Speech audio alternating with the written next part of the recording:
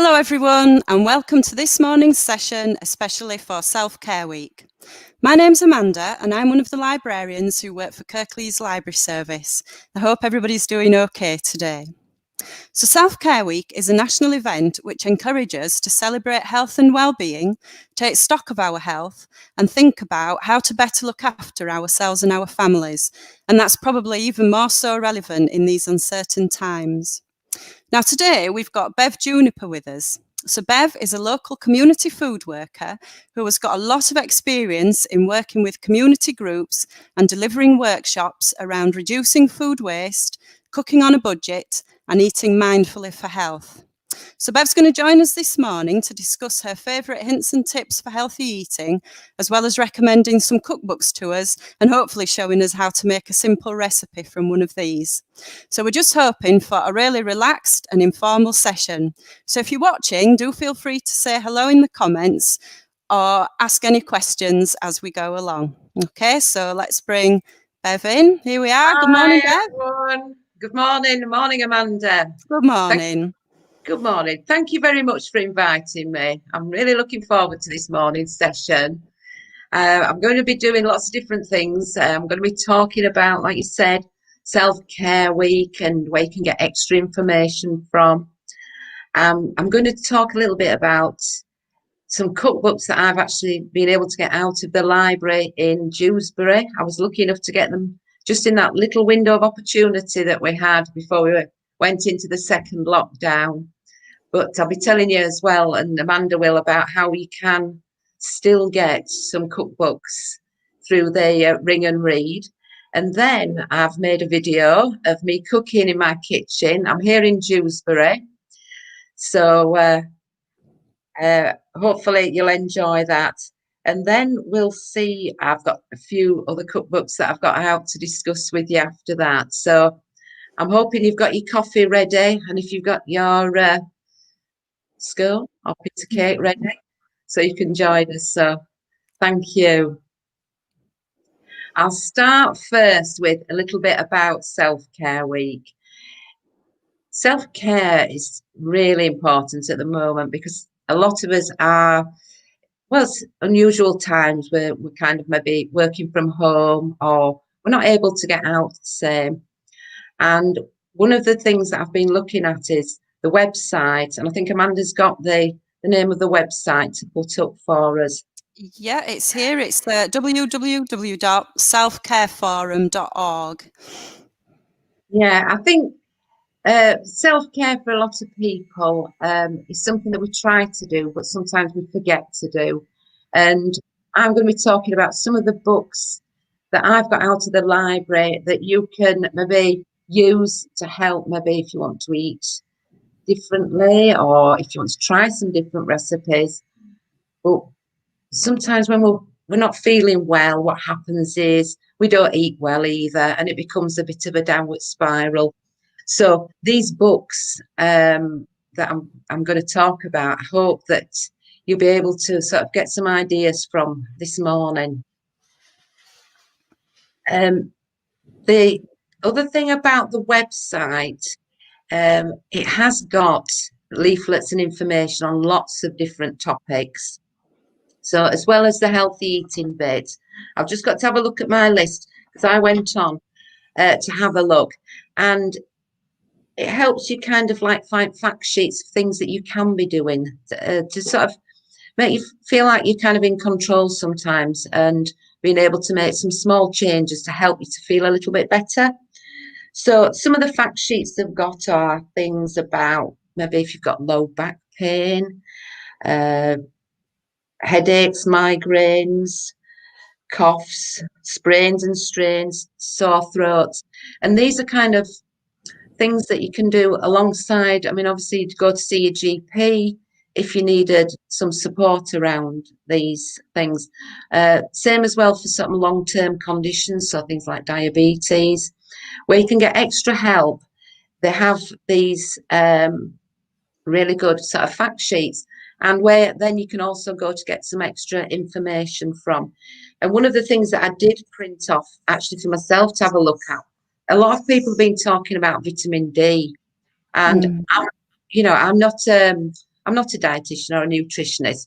My job is really in the community, working with groups or families to show them how to make the best of the food that they've got. So how to try and maybe cook some things from scratch or use cheaper ingredients to make some really tasty meals. And one of the things that I do particularly like is trying to sort of support people to eat more fruit and veg, because we know that that helps us. And one of the books, well, most of the books actually talk very much about trying to incorporate more fruit and veg into your daily meals. But the leaflet that I've got here is on vitamin D. So it's a little bit about it, because we do know it's there as well, because we need it for, you know, sort of calcium absorption in the body. But also it works on immunity as well. So if you're interested in that, if you go to the Self-Care Forum's website, you'll be able to find that information. So I hope that's a useful place to start if you're wanting to look for some things that you can be doing for some self-care for yourself. So that's a little bit about self-care, Amanda. Brilliant, thank you. So what I have got is, I went down to the library in Dewsbury, and it was a bit strange because it was a time when, you know, you only let so many people in. I went round with a little trolley and I picked up some books. So the first one I've got is the Food Bible. And I have made some notes about these, and I have looked through them, because I think sometimes it's quite difficult when you're in the library to think, oh, will I like this book? Will this be okay? But actually, you can get out 15 books. I found out you can. Is it 15 books, Amanda? It is, yeah, up to 15, yeah. 15 books. Now, these are the books that I'm going to talk about, are ones that I've got out of the library, but also I have had some through the website, some ebooks, and I think, Amanda, we'll discuss that, can't we, after we've gone through these books? Yeah, can do, yeah. Yeah, this first Food Bible. Now, it's kind of a lot of information in it on eating healthier. So it covers the basics and some ideas about how to make some small changes to your diet. But it also covers a lot of topics in great detail. So there's plenty of reading in it. If I had this book all the time, I think it'd be something that I would dip into and choose things. So you might skip bits of it and find something that's relevant to you. There's also, I'll show you on page 54, choosing a diet for your lifestyle. I think some of us, healthy eating is going to be different for everybody. But this one is about choosing a diet to suit your lifestyle. So, you know, whether you're going out to work or whether you're at home, that there's something for everybody. It's also, the recipes are really quite simple to do. And there's some nice photographs in, and they do give you a little bit of an idea of, I found a picture here to show you. They do give you an idea of the vitamins and minerals and things in the list next to the ingredients. Now, this book is, I would say, useful for most people. It's got what I call very ordinary ingredients in it. There isn't anything too fancy or things that you're going to have to go searching for. You may have some of these already in your store cupboard. It's useful, though, if you want to know at the back of this book. I don't think you'll be able to read this very well, but you'll be able to see it's in green. All this is about all the different foods. I'll do it this way. All the different foods, and sort of, if you want to eat maybe some more fibre, it tells you which foods are rich in fibre and that sort of thing. There's also a little sort of section on good ideas of using healthier cooking methods. So if you find yourself reaching for the frying pan most of the time, it gives you some ideas of how you can grill things, or, you know, different cooking methods, steaming. And each of the recipes has symbols on it. So it's suitable for everybody, because it kind of includes things like it's quick to make, it's budget, it's vegetarian, or this sort of thing. So that's quite useful as well. So certainly one that I'd get out again, and I enjoyed that one. So that's my first book. My second book is Doctor's Kitchen. So this Doctor's Kitchen is by Rupert Adula, and 80 simple, tasty recipes to improve your health and well-being, or eat to beat illness. So I think this is really good. It does say on the back, simple changes to what you eat can protect and amplify your defense against ill health. I firmly believe the key to a happy, healthy and long life starts in the kitchen. For me, it's plates over pills every time. But we do know that, some of us have to take pills, but by eating a healthy diet, we're helping helping our bodies to repair well. It's split into sections which I think are really good. So you can learn how to eat for either your heart, your mood, your brain, cancer prevention, your skin, inflammation balance, and immunity. So all of these things are in this cookbook, and it covers them. So this is the one that I picked out to show you. This is the one about mood. And we do know that by eating a wide range of fruit and vegetables and different types of food, it can help our mood, and particularly at this time. And it's very difficult, I know, at the moment, if you can't get out to shop and you're relying on other people. But with a little bit of planning, I thought this book would be really good place to start and look at how your food can affect your body in different ways. The recipes are, some of them might be quite challenging. They've got quite a lot of ingredients in some of them. But if you're going to use a recipe, what I'd recommend is, first of all, looking through the ingredients list and checking you've got everything, but also read through the method as well, just to be sure that everything's covered and that you know the kind of what you're expected to prepare as you're moving along. Again, lovely pictures. I do like these pictures. It does look quite appetizing. So that one is chicken thighs with red onion, apple and chestnuts. Again, with the recipes, when I'm talking with my groups, sometimes there might be something in it that you don't actually like. You really don't like it. And you can find ways and other ingredients that you could try. So you might try something different in it. So that's the Doctor's Kitchen. The next book I've got is Renourish, right? And this is written by Rhiannon Lambert, who's a Harley Street nutritionist. And I don't know if anybody's heard of kind of like clean eating, but this is very much around making lots of things from scratch. She does sometimes at the beginning, there is, again, all of these books have got ways of making small changes. This one talks about, again, food and mood. It also gives you some food clinic, it's called. So things that might trigger you to eat more. And then my top 10 tips for mindful eating. Again, this book has got lots of recipes in the back. Now, some of these maybe, this does look really nice. I don't know if it's show this on. This look really nice. Very tasty. So you see, healthy food doesn't have to be all just lettuce, does it? You can have lots of nice things. These are chocolate pro. This book does have sort of maybe some ingredients that you would have to buy specially, but once you bought them, if you were making a few of the recipes, you could use them. So instead of using sugar, she does use honey a lot. We've got chocolate protein powder in these, buckwheat flour, and coconut oil, which does give you alternatives as well. And, if you fancy trying something different, this, there are foods that they do give you sort of the information about why she's using the different foods at the beginning, the different ingredients. And it might be, so it's just interesting book to have a look through.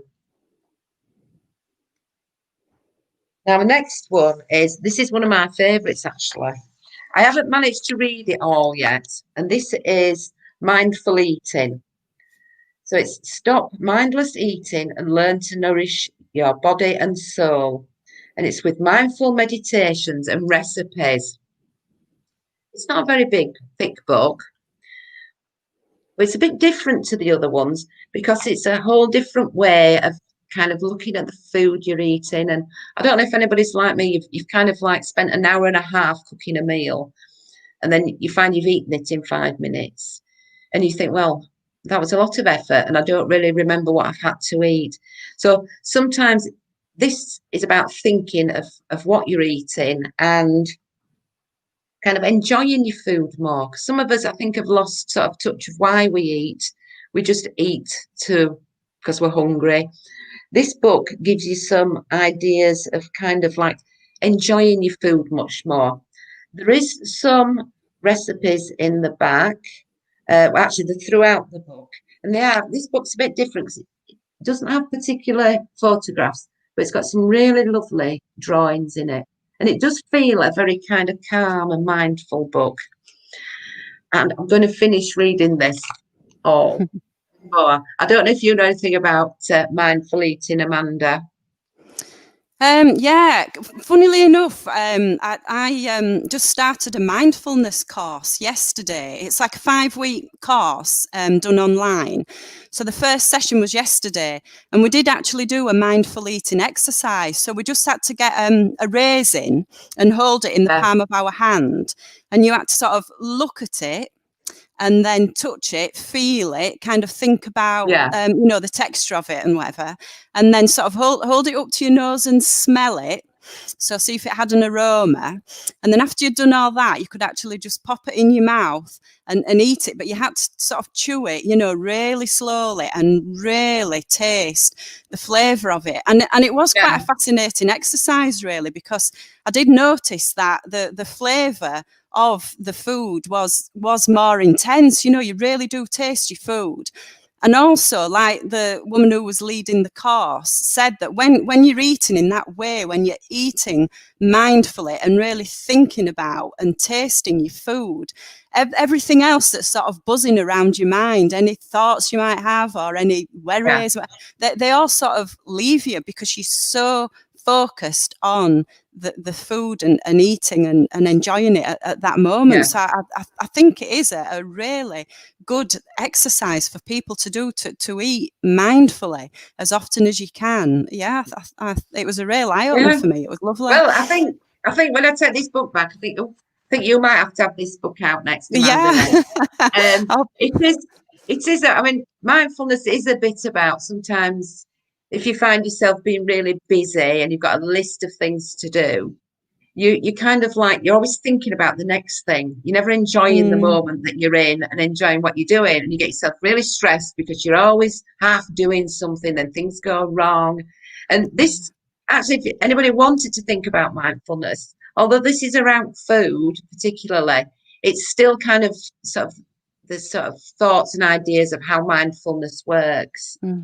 And the recipes as well, that there's kind of things in it so you can plan things out, plan your meals out, taking action, rediscover your curiosity about food. So I think that I would definitely recommend this one. It's really a good read. And I haven't tried any of the recipes in these, but there is also a little bit about how will your garden grow. So it's kind of, it covers quite a lot of things, and the shopping and buying food as well.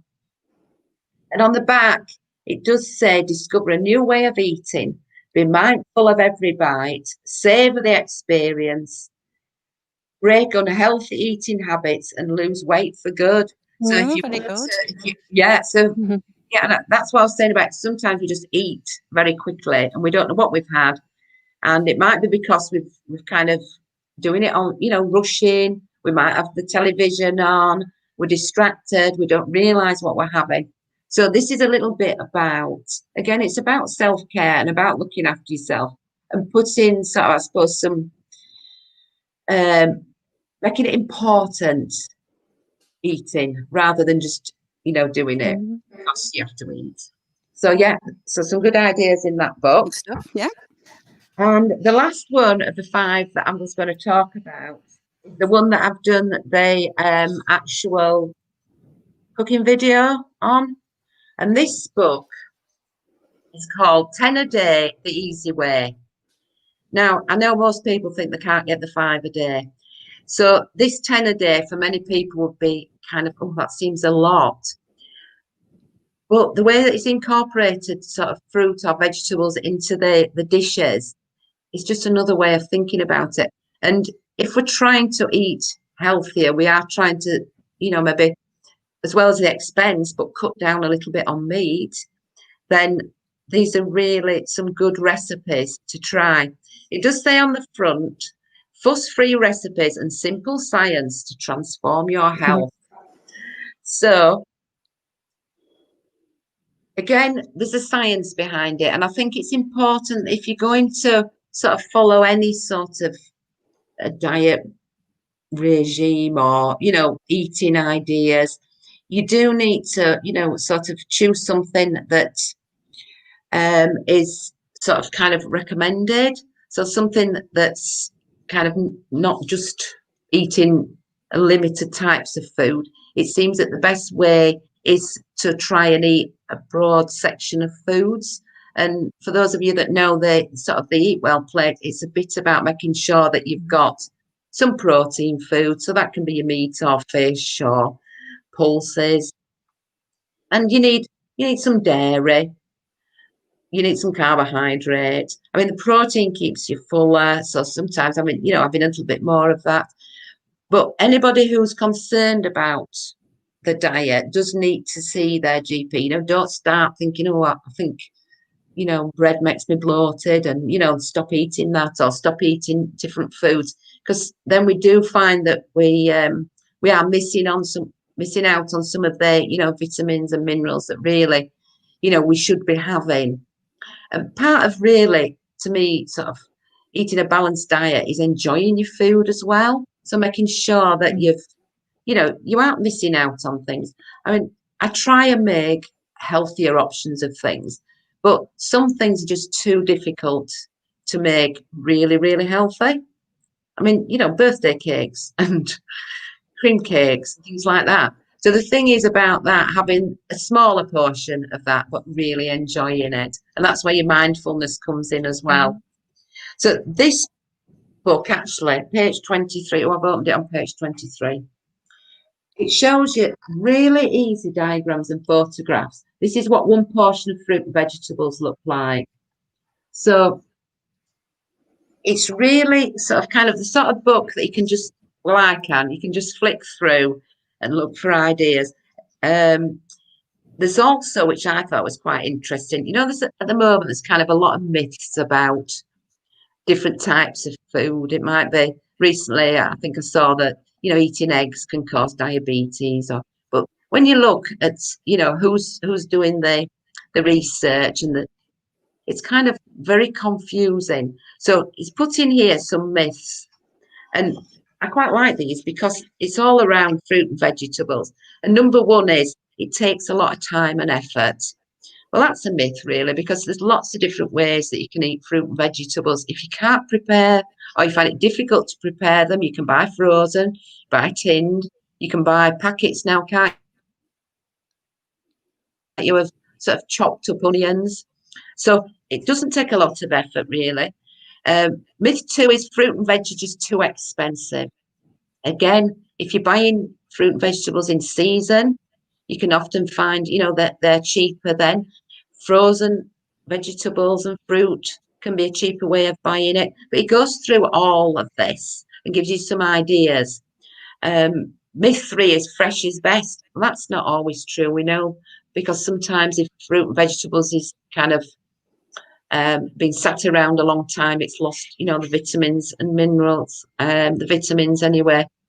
Myth 4 is fruit has too much sugar. And I know this is really confusing for a lot of people if they have diabetes. Now, the library does have lots of books on eating for particular, sort of long-term conditions. So it might be about improving your heart health, so recipes that are, you know, high again in sort of like a Mediterranean diet, really. Or they might have, they've got lots of books on eating well with diabetes. And usually these sort of cookbooks have a few chapters at the front to explain the reason why and what you need to do. On this one, there's, as I said, there's a little bit here about fruit and diabetes. And myth, let's see what number. Myth 5 is organic is better.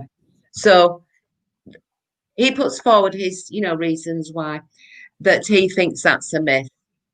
The recipes, again, really easy to cook. Quite like this one. They are nicely presented.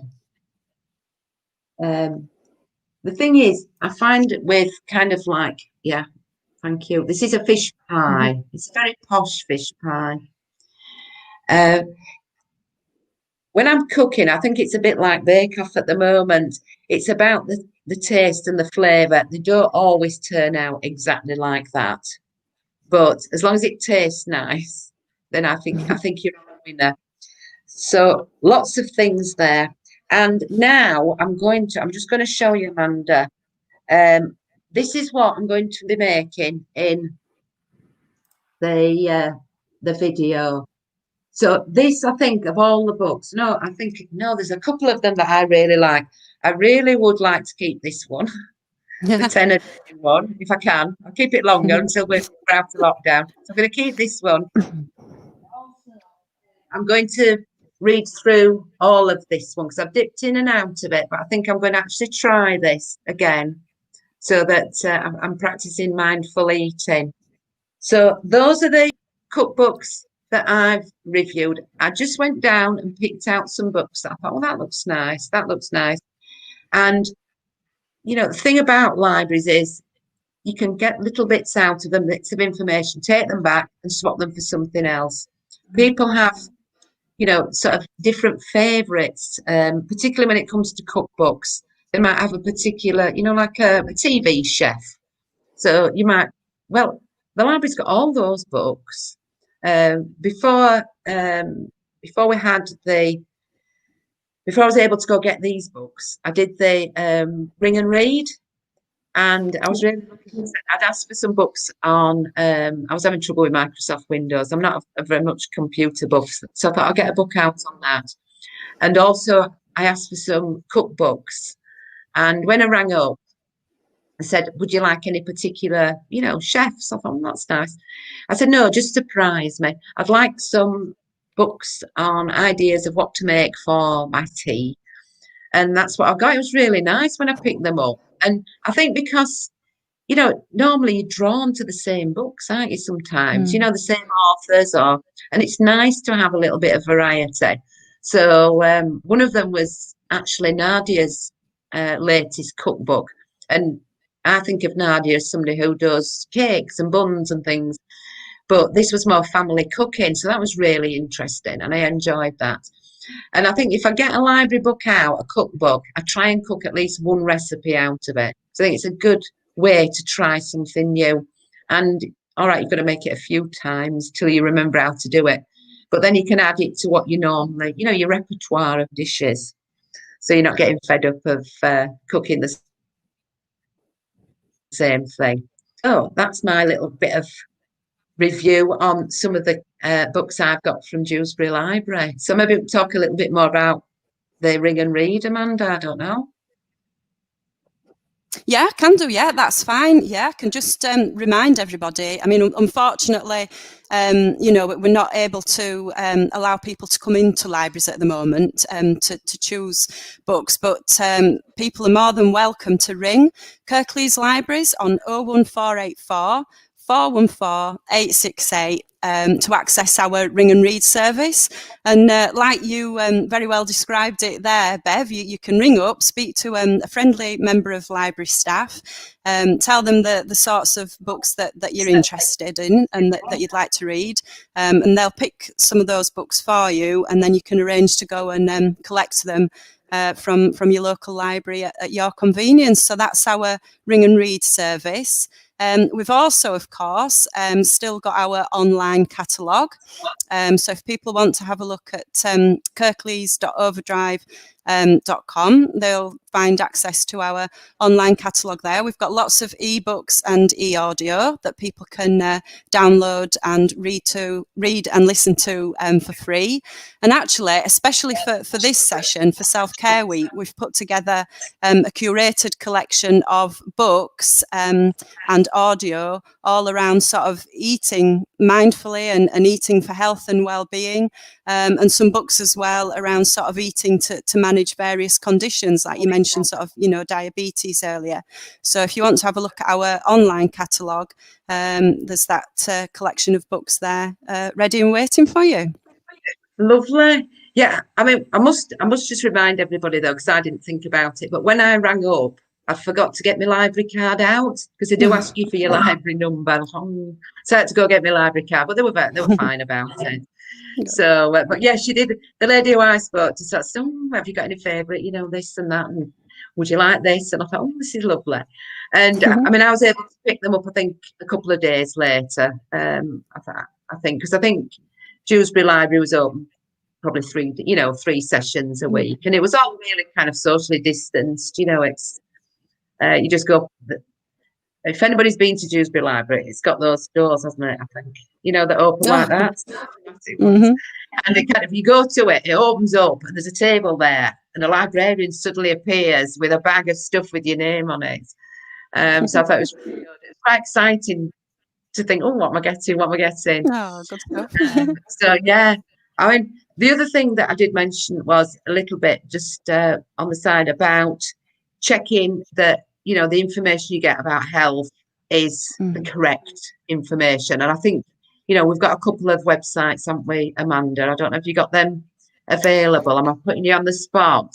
No, it's okay. I mean, we showed the self-care forum one, didn't we? But there's also the NHS website, because like you've absolutely rightly said, Bev, if you're looking on the website or on the internet for information sort of about your health and well-being, you want to make absolutely sure that you're looking at reputable websites that are going to give you trusted information. So yeah, I think the NHS website is obviously a good place to go to. Yeah, there is, and there's lots of information on that about sort of healthy eating, and again for each different age group, because it does vary, doesn't it? What sort of things you can eat, or if there's sort of issues that you've got around not having much appetite to eat, and things like that. So yeah, it's a really good one, is that. So I've finished my books. Have we got my video?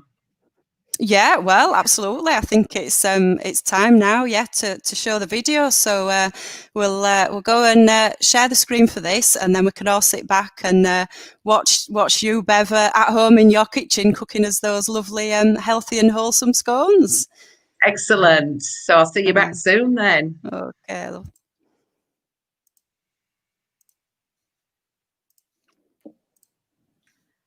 Hello everyone.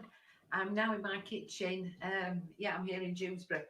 I've got the book that I'm going to be cooking from, and it is the 10 a Day, the Easy Way, written by James Wong. So there's lots of fuss-free recipes and simple science to transform your health. So I thought, I've never cooked any of the recipes out of this book, so I've chosen one that I think might be quite useful. I really enjoy cheese scones.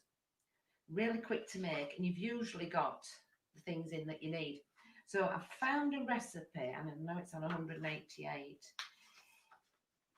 Find it. I'm going to make these cheddar veg scones. Now it does say, I'll just move this out of the way. It does say these plant-packed rustic scones, and they do look rustic because I've made this recipe once now. And contain as much veg as they do flour, and only a tiny amount of fat compared to the regular kind. Yet the sky-high veg content keeps them deliciously moist and adds a slight, satisfying sweetness. Amazing as a side to soup with a little bit of butter, or just as they are.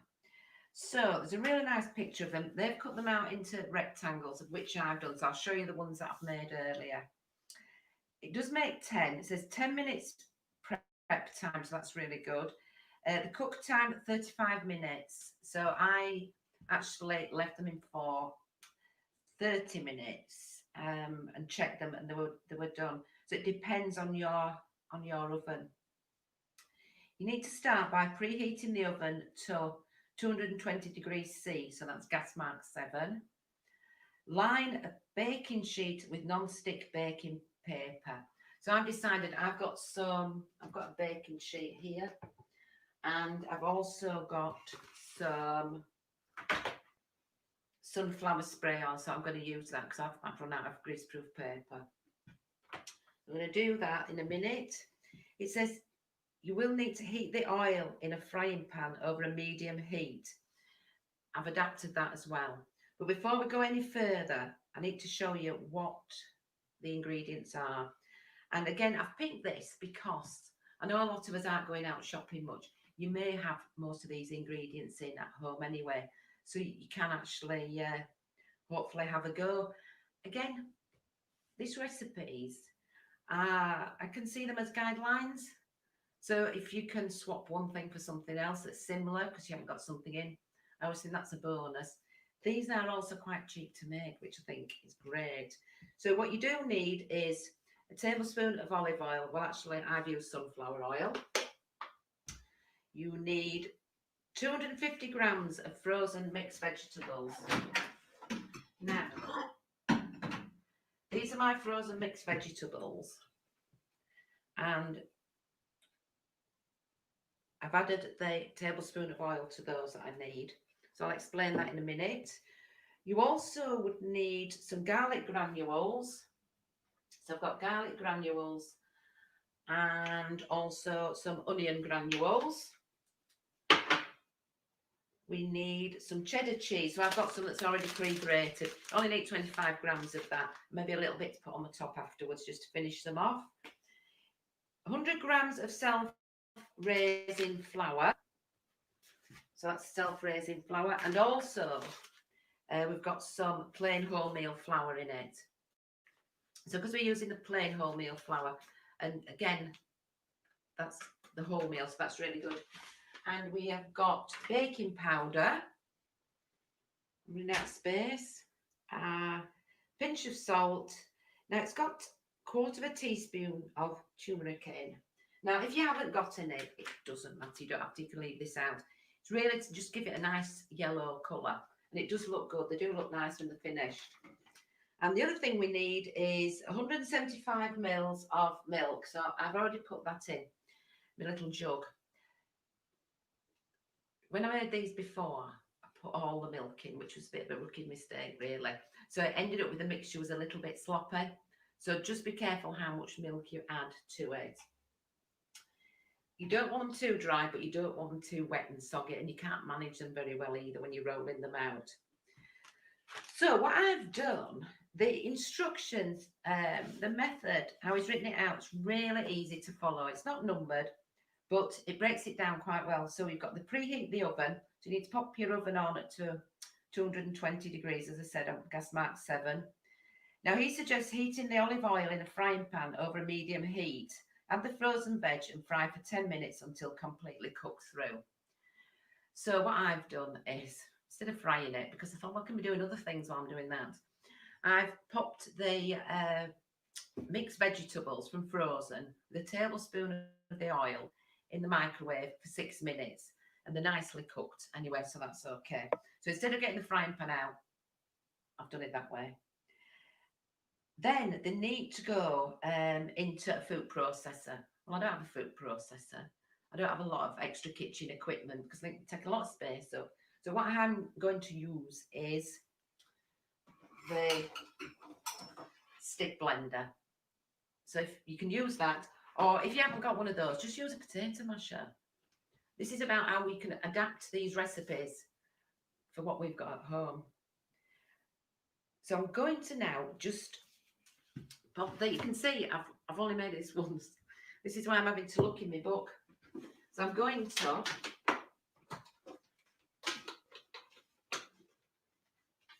blend the vegetables. So it will be a bit noisy.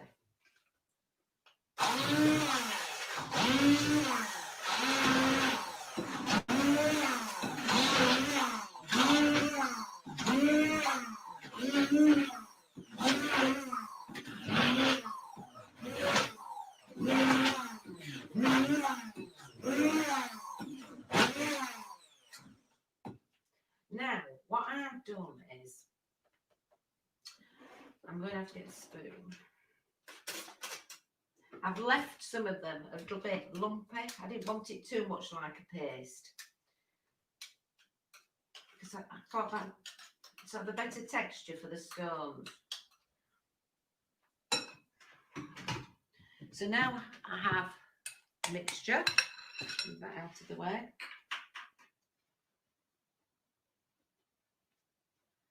What we need to do now is, you see, normally I just follow my own scone recipe, which, because I've made scones loads of times, I don't have to think about reading it. But I'm trying to show us how we're going to change this recipe a little bit. It says to add, if you're using a food processor, put all the remaining ingredients in. So I have got here, I've weighed out the flour, 100 grams of self-raising flour and 150 grams of the plain wholemeal flour. And I'm going to add, let's see which this one is, onion granules. Now, this one is half a teaspoon, and I need half a teaspoon of onion granules. And they did smell really lovely when they were cooking, because you could smell the onion in. So they are quite savoury. We've got half a teaspoon of the garlic granules.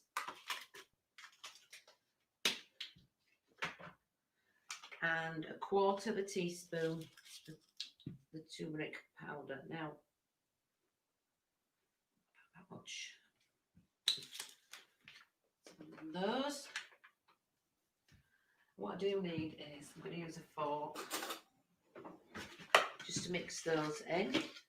And the other dry ingredient we need is baking powder. I'm not going to add any salt because I think the cheese has already got quite a bit of salt in it.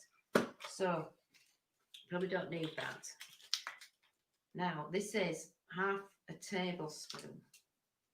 Let me find a proper tablespoon. So this is a tablespoon. So you just want to loosely put it into the spoon, and you can use a knife to take it across the top. I'm just going to pop all that in. Now, when I was cooking this first, I thought, oh, that's a lot of baking powder. It might leave a taste.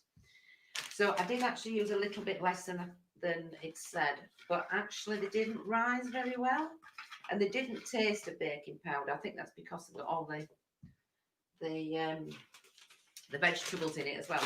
So you now need 25 grams of cheese. So that's about a tablespoon, a little bit more then. And I'm using some lighter, mature grated cheese, which still gives you a nice flavour, but you don't get all the fat in it.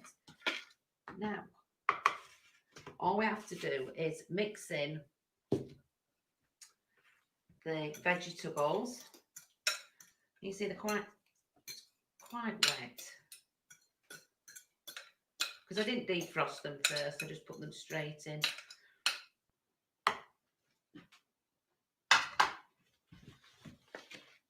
I'm going to mix this in just a little bit first before I put the milk in. Now, if you were using the food processor, you can do this all in the food processor. It's quick enough anyway. So, mix together quite roughly, and I'm going to put in about 2/3 of the milk.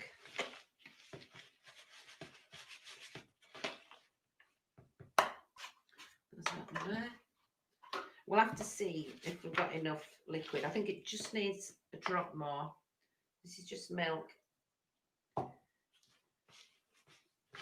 If you wanted to use a different kind of milk in it, if you wanted a vegan alternative, you could do. That's all mixed together. Just going to get one of my mats. Put that under there. I have got my rolling pin, and I'm going to just sprinkle a little bit of the flour on.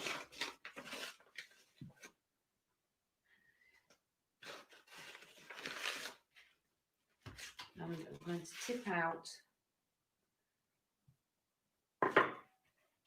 the mixture. Now it's still quite wet as this now. We'll see how we go on.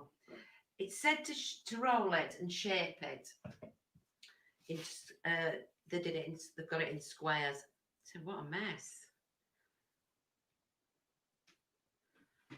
Just get my cloth.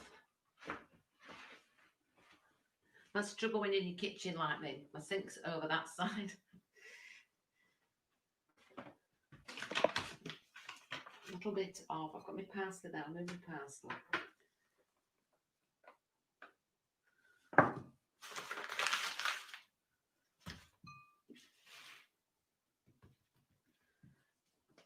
It says to roll out, let me have a look, a finger's width in height and cut into 10 equal sized pieces.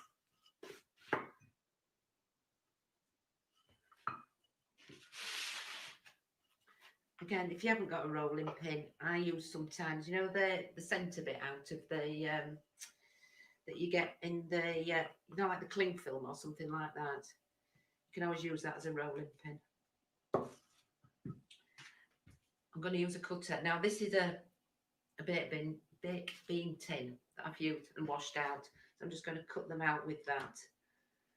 Because I found it quite difficult with the cutting them into squares. So let's give this a spray. I'll do that before I forget. Again, if you want, you can just use some greaseproof paper. I'm going to just pop these on here. Now, you're not going to be able to see these ones because, as I said, they take about 35 minutes to cook. Should make 10. So let's see. You see, it's quite soft. But this was easy. When I tried to do them with the cutting them into squares, I wasn't successful really. They are supposed to be rustic, you know. So we've got 6 on there. They're going to be a bit bigger of these. I would say more flour. I'm going to make 8 or even let's say 7 and a little taster one. You always have to have a little taster one. So I'm going to pop those on there. I'm going to pop these in the oven now for 30 minutes. And you see how easy that was to do. So they're ready to go in. And if you've got something else in the oven, the really good idea is something else you can put in really quickly. They also will freeze, and they'll be nice, as I say, to eat with soup. Now these are, and I said, they are really rustic. But it was the first time I've made them. I did find, as I said, the method in the cookbook really easy to do. And they are, although they look a bit rough, they are really tasty. So that's our first recipe. So I'll let you have a look at those later. Hope you might have a go at these.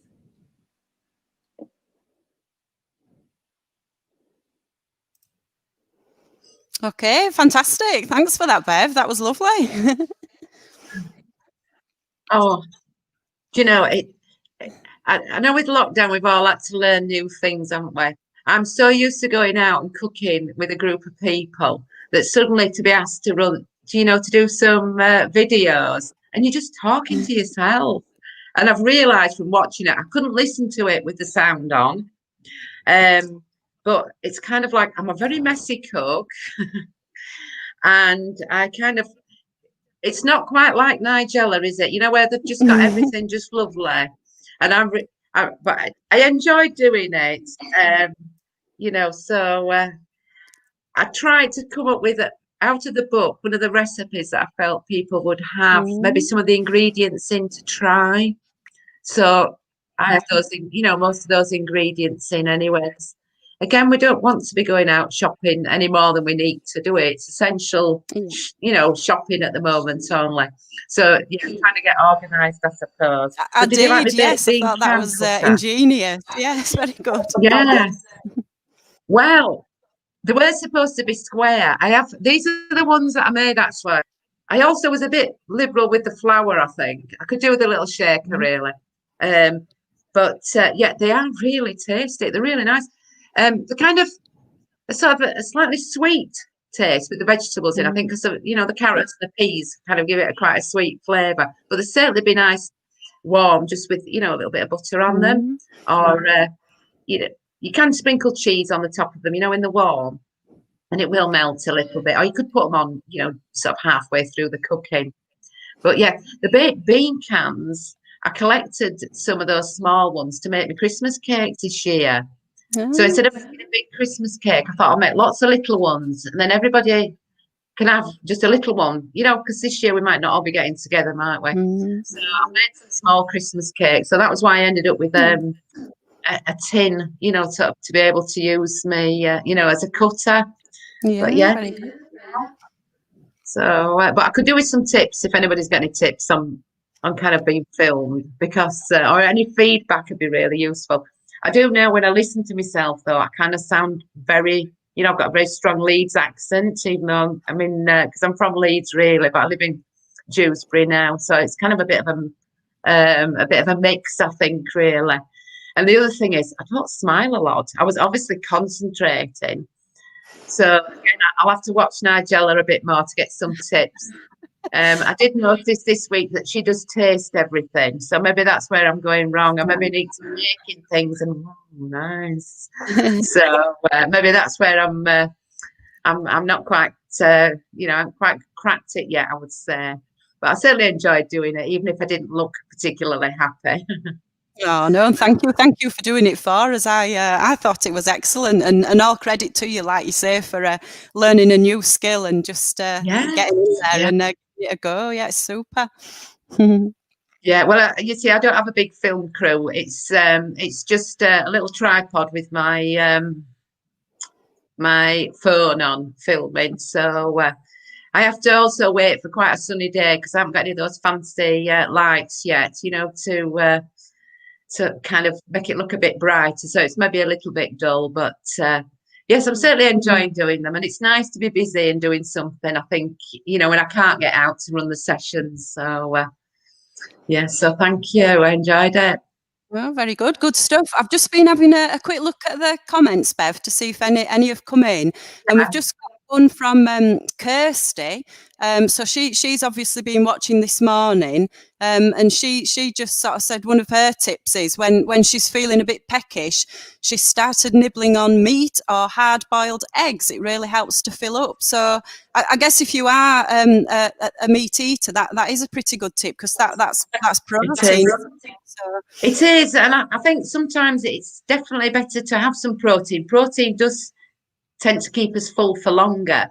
And if you are the sort of person that wants to nibble and you reach normally for sort of biscuits or crisps or sweets, like Kirsty says, having some proper food is better for you, isn't it? So having some meat or hard-boiled eggs, much better way of kind of sort of eating something that's going to nourish you. So it's a really good idea.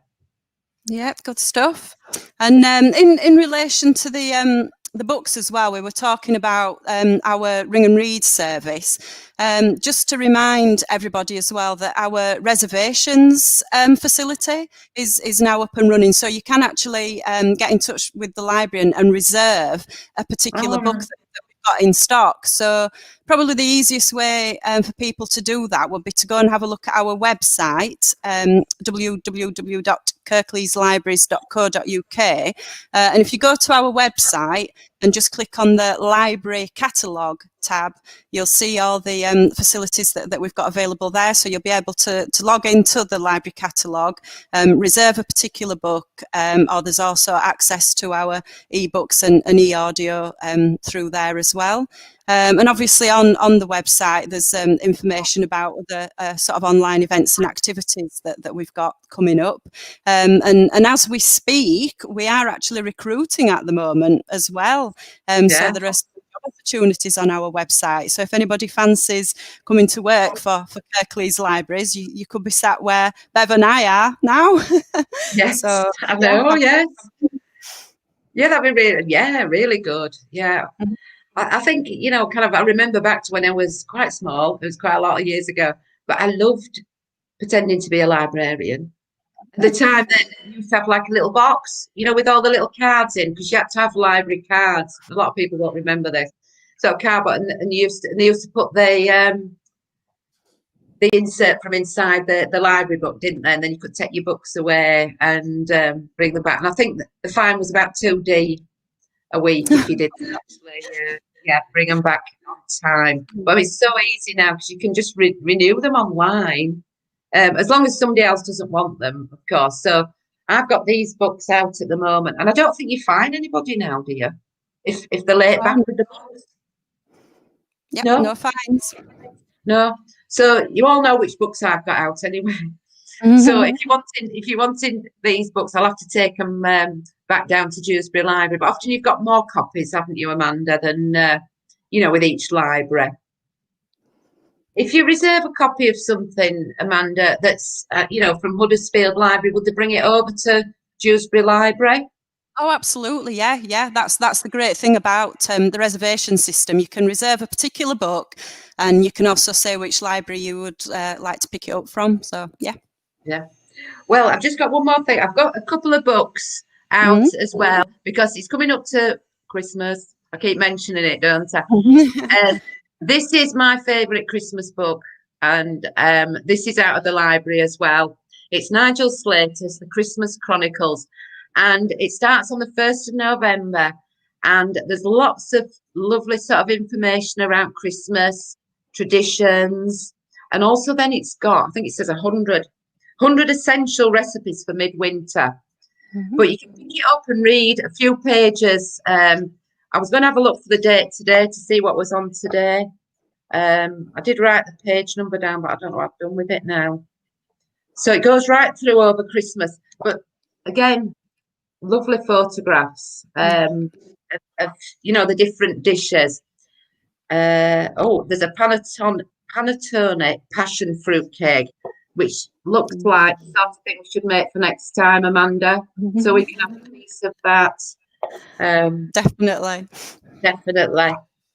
So so a really super book for somebody who likes reading but likes recipes as well and likes trying something different. So lots of traditions in there. So have we run out of time? Are we? Well, yeah, I think we've done really well. We've just about hit the hour now, and I think we've covered everything that we wanted to say, haven't we, about Self-Care Week, looking after ourselves, healthy eating.